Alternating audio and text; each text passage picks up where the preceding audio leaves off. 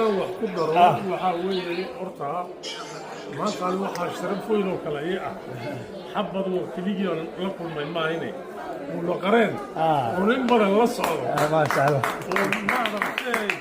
maanta ay noqotay inaan halkan iska helno dirdhabe xanuura iyadu waa halganka u soo joogtaa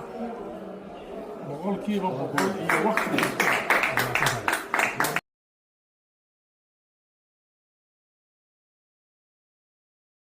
adeero oo maanta si kidisa aan ugu la kulmay anoo nacday shaashada ku daawan jiray ka qofayo keenadii meelaas baan la kulmay maanta isagoo jooga oo hotel waxay noqotay farxad kale oo ka sii weyn dadkii waxa moodayaan deyn laakiin aniga waa aabahay marna waa adeerkay marna waa odaygii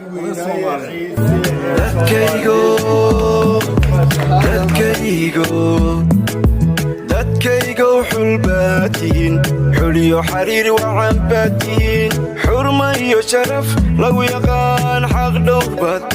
mudantihiin xaq dhowr baad iga mudantihiin